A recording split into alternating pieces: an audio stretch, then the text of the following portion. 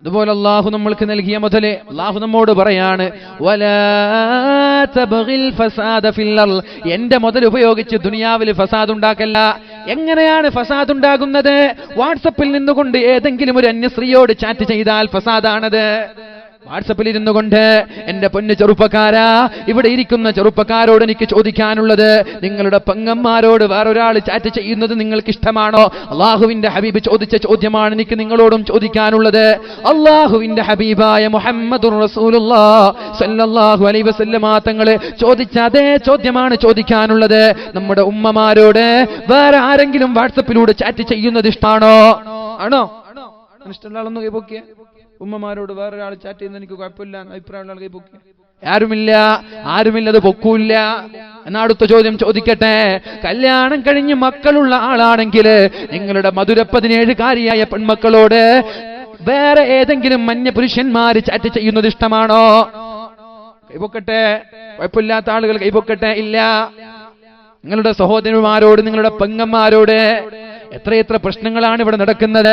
ക്യാമ്പസിന്റെ കലാലയങ്ങളിൽ വായ നോക്കികളായ ആളുകൾ വൈകുന്നേരം വണ്ടിയും എടുത്തിട്ട് പോയിട്ട് സുന്ദരിയായ പെണ്ണ് കടന്നു പോകുമ്പോ ആ പെണ്ണിനോട് കമന്റ് അടിച്ചതിന്റെ പേരിൽ ഇവിടെ കൊലപാതകങ്ങൾ നടന്നിട്ടുണ്ട്.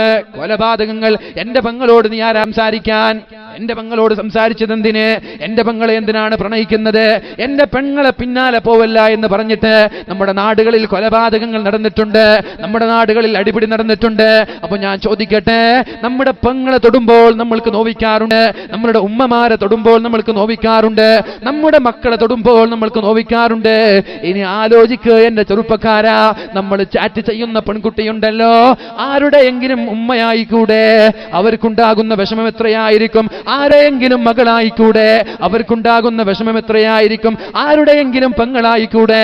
അവർക്കുണ്ടാകുന്ന വിഷമം എത്രയായിരിക്കും? എത്ര കല്യാണം കഴിഞ്ഞവരോടാണ് ചാറ്റ് ചെയ്യുന്നത്?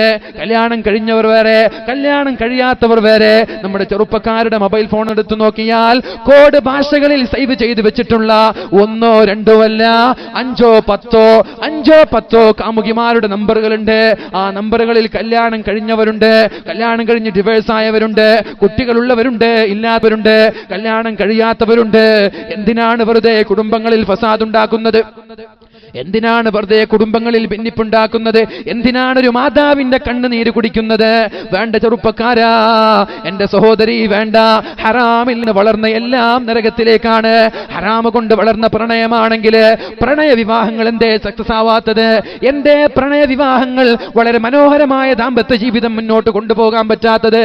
നമ്മുടെ കേരളക്കരയിൽ ഇന്നും ജീവിച്ചിരിക്കുന്ന ഒരു കൗൺസിലർ വെല്ലുവിളിക്കുന്നുണ്ട്, ഏതെങ്കിലും ഒരു പ്രണയ വിവാഹം പ്രശ്നങ്ങളില്ലാതെ, അല്ലലില്ലാതെ, സന്തോഷത്തോടെ ജീവിക്കുന്ന ഏതെങ്കിലും ഒരു പ്രണയ വിവാഹത്തെ നിങ്ങൾക്ക് കാണിച്ചു തരാൻ പറ്റുമോ എന്നൊരു കൗൺസിലർ വെല്ലുവിളിക്കുമ്പോ എന്റെ പ്രിയമുള്ള ശബ്ദം ശവിക്കുന്ന സഹോദരങ്ങളോട് ഞാൻ പറയട്ടെ, എല്ലാം തുടക്കത്തിൽ ഒരു സുഖമാണ്. പക്ഷേ അതിന്റെ അണ്ടിയോടടുക്കുമ്പോ പുളി അറിയും. നിങ്ങൾ കേട്ടിട്ടില്ലേ? അല്ലേ? അങ്ങനല്ലേ? ദൂരത്ത് നിന്ന് നോക്കുമ്പോൾ എല്ലാ രസമാണ്. കല്യാണം കഴിഞ്ഞിട്ട് കൂടെ ജീവിക്കുമ്പോഴാ പഴച്ചോൻ ഇത് വേണ്ടായിരുന്നു, ഉപ്പ് നല്ല ഒന്ന് നോക്കി തന്നിരുന്നു, തന്നെ മതിയായിരുന്നു, പെണ്ണ് പറയും, ആണും പറയും. അതുകൊണ്ട് വേണ്ട, പ്രണയ വിവാഹങ്ങൾ ഒരിക്കലും സക്സസ് ആവൂല. കാരണം അത് തുടങ്ങുന്നത് ഹറാമിൽ നിന്നാണ്. Well beginning is half done എന്നാണ്. നല്ല തുടക്കം അത് പകുതി വിജയിച്ചു എന്നാണ്. ഇത് നല്ല തുടക്കമല്ലല്ലോ, ഇത് ഹറാമായ തുടക്കമല്ലേ, പിന്നെ ഇങ്ങനെ പകുതി വിജയിക്കുക? തുടക്കം വിജയിക്കൂല. Well beginning is half done. നല്ല തുടക്കമാണെങ്കിൽ അള്ളാഹുവിന്റെ ഹബീബ് പറഞ്ഞതുപോലെ, മുഹമ്മദുർ റസൂലുള്ളാഹി സ്വല്ലല്ലാഹു അലൈഹി വസല്ലമ തങ്ങൾ പറഞ്ഞതുപോലെ, ഹറാമായ ബന്ധങ്ങളില്ലാതെ, ഹറാമായ ചാറ്റിംഗ് ഇല്ലാതെ, സെക്സ്റ്റിംഗ് ഇല്ലാതെ, നോട്ടമില്ലാതെ, കേൾവിയില്ലാതെ, നമ്മുടെ വിരൽ കൊണ്ടുള്ള മൂവ്മെന്റ്സ് ഇല്ലാതെ ഉമ്മയും ഉപ്പയും പ്രപ്പോസ് ചെയ്തു തരുന്ന നല്ലൊരു ബന്ധമാണെങ്കിൽ ആ ബന്ധത്തിലാണ് അള്ളാഹു ബർക്കത്ത് ചെയ്യുന്നത്. വലാ തബ്ഗിൽ ഫസാദ ഫിൽ അർള്, ഭൂമിയിൽ ഫസാദ് ഉണ്ടാക്കി നടക്കല്ല, ഭൂമിയിൽ ഫസാദ് ഉണ്ടാക്കരുത്. ഇന്നല്ലാഹ ലാ യുഹിബ്ബുൽ മുഫ്സിദീൻ, ഫസാദ് ഉണ്ടാക്കുന്ന ആളുകൾ അല്ലാഹുവിന് ഇഷ്ടമല്ല. ഫസാദ് ഉണ്ടാക്കുന്ന ആളുകൾ അല്ലാഹുവിന് ഇഷ്ടമല്ല. റസൂലുള്ളാഹി സ്വല്ലല്ലാഹു അലൈഹി വസല്ലമ തങ്ങൾ പറയുന്നത് കാണാം, 5 അപകടങ്ങൾ കാത്തിരിക്കുന്നുണ്ടെന്നാണ്. ഇത് കേൾക്കണേ, ഞാൻ നിർത്താണ്, ഇനി നിങ്ങൾ പോവല്ലേ, ഞാൻ ഇതുവരെ നിങ്ങൾക്ക് പോകാനൊക്കെ സമ്മതം തന്നു, ഇനി നിർത്താൻ പോകാൻ ഒരു കാലായി. സമയം ഒരുപാട് വൈകി. നമ്മുടെ കാസർഗോഡുള്ള ഒരു പ്രശ്നമാണിത്. 10 മണിയാവാതെ വേല തുടങ്ങൂല. എല്ലാ സ്ഥലത്തും ഇങ്ങനെയാണ്. 10 മണിയാണ് വേല തുടങ്ങണമെങ്കിൽ. പിന്നെ മഞ്ഞിങ്ങനെ വീണുകൊണ്ടിരിക്കുക. ചില ആളുകൾക്ക് കേൾക്കണം എന്നുണ്ടാകും, പക്ഷെ വൈകി 12 മണി, നാളെ ജോലിക്ക് പോകണ്ടേ, അങ്ങനെയൊക്കെ ചിന്തിക്കുന്ന ആളുണ്ടാകും. ഇത് മാറുമെന്ന് എനിക്കറിയില്ല, നമ്മുടെ നാട് മാറുമെന്ന് എനിക്കറിയില്ല. എല്ലാ സ്ഥലത്തും 9-9:30 ഒരു സ്ഥലത്തും വേല തുടങ്ങാറില്ല, ആൾക്കാർ വരാറില്ല. 8 മണിക്ക് തുടങ്ങിയാൽ വരുമെന്ന് എനിക്ക് തോന്നുന്നത്. കണ്ണൂരൊക്കെ ജില്ലയിൽ പോയി 8 മണിക്ക് വേല തുടങ്ങും, 10 മണിയാകുമ്പോൾ വേല കഴിഞ്ഞു. നമ്മുടെ നാട്ടിൽ തുടങ്ങുമ്പോൾ അവിടെ വേല കഴിഞ്ഞു.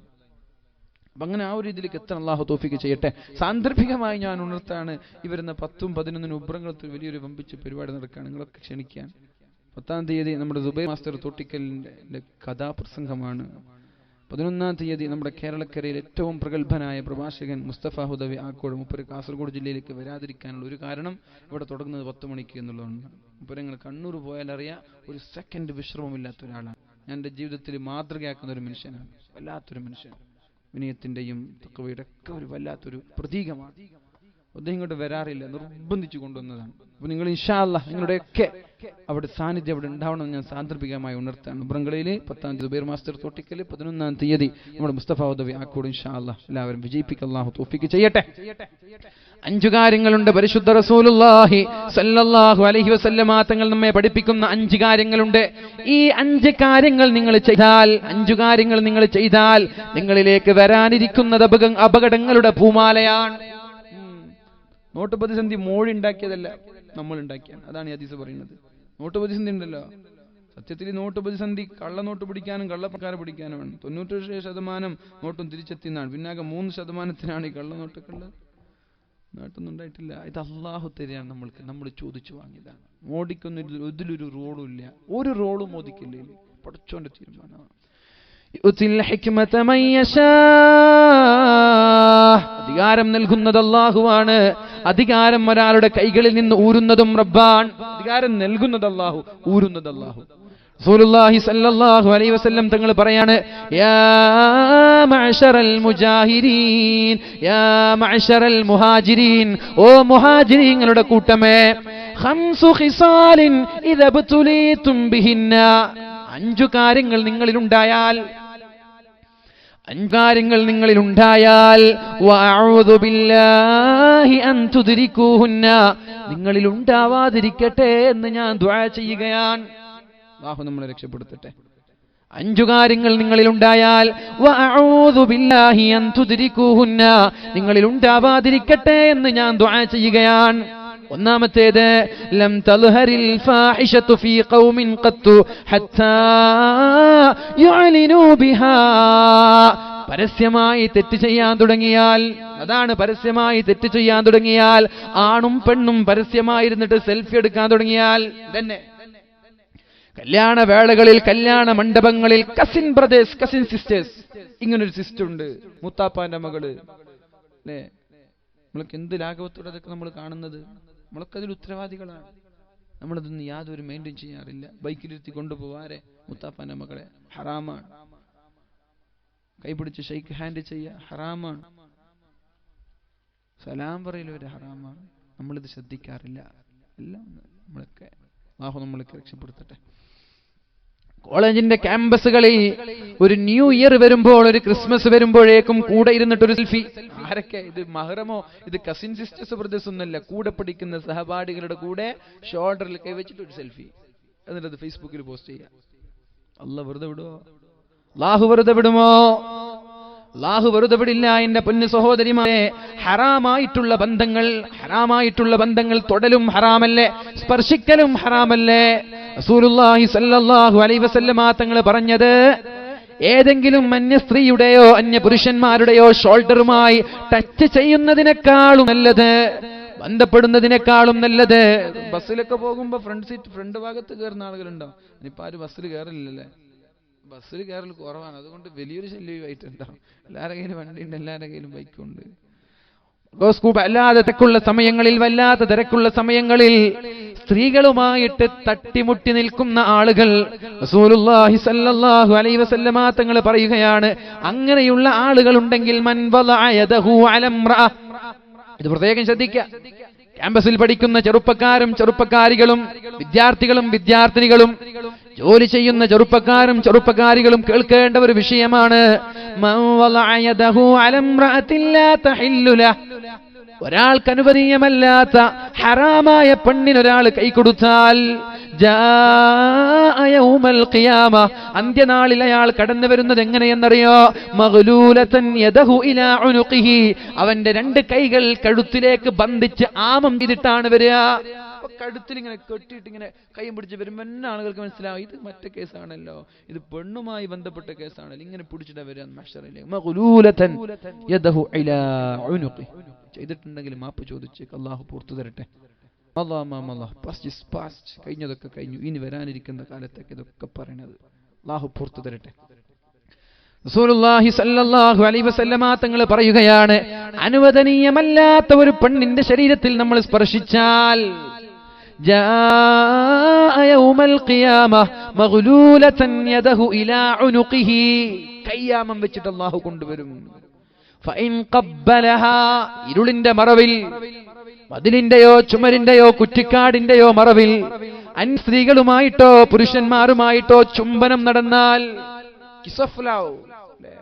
സ്നേഹത്തിന്റെ ചുംബനങ്ങൾ 2016 നമ്മളിലേക്ക് കടന്നു വരുമ്പോൾ കാപ്പാട് ബീച്ചിലും കോഴിക്കോട് ബീച്ചിലും മറീന ബീച്ചിലൊക്കെ വളരെ കൊട്ടിഘോഷിച്ചുകൊണ്ട് നടക്കപ്പെടുകയുണ്ടായി ചുംബന സമരങ്ങൾ. അത് സമരമാണ്. നമ്മൾ അറിയാത്ത പേഴ്സണലായിട്ട് സ്കൂളിലോ നാട്ടിലോ എവിടെയെങ്കിലും സ്റ്റാഫിനെയോ ജോലി നടക്കുന്ന സ്ഥലത്തോ ചുംബനങ്ങൾ നൽകിയിട്ടുണ്ടെങ്കിൽ ഇതൊക്കെ തിരിച്ചറിയും. ഇന്ന് ചിലപ്പോൾ നിങ്ങൾ രഹസ്യമായിട്ടായിരിക്കും, നാളെ നിങ്ങളെ കാണുമ്പോൾ തന്നെ മനസ്സിലാവും ഇത് മറ്റേ കേസാണ്, ഇത് പെണ്ണിനെ ചുംബിച്ച ആളാണ്, ഇൻസൾട്ടാകും കോടാനക്കൂടി ആളുകളുടെ മുമ്പിൽ. അതുകൊണ്ട് തൗബ ചെയ്ത് മാപ്പ് ചോദിച്ച് അല്ലാഹു പുറത്തു തരട്ടെ, അല്ലാഹു പുറത്തു തരുമാറാവട്ടെ. റസൂലുള്ളാഹി സ്വല്ലല്ലാഹു അലൈഹി വസല്ലമ തങ്ങൾ പറയുകയാണ്, ഫഇൻ ഖബ്ബലഹാ ഖുരിറത് ശഫതാഹു ഫിന്നാർ, അന്യ സ്ത്രീകളെ ഒരാൾ ചുംബിച്ചാൽ അവന്റെ ചുണ്ടിനെ അല്ലാഹു നരകത്താലുള്ള കത്രികകൾ കൊണ്ട് മുറിച്ചു മാറ്റും. ചുണ്ടുണ്ടാവൂല, രണ്ട് ചുണ്ടും മുറിച്ച് നാളെ റബ്ബിന്റെ കോടതിയിലേക്ക് വരുമ്പോ ആളുകൾക്ക് തമാശയാക്കും. ഇതായിരുന്നു എനിക്ക് പണി, കുഴപ്പമില്ല, നല്ല വെള്ളക്കുപ്പായം വെള്ളത്തുണിയൊക്കെ ഇട്ടിട്ട്, അല്ലെങ്കിൽ രാഷ്ട്രീയക്കാരനെ പോലെ കഥകളൊക്കെ ഇട്ടിട്ടാണ് നടന്നത്.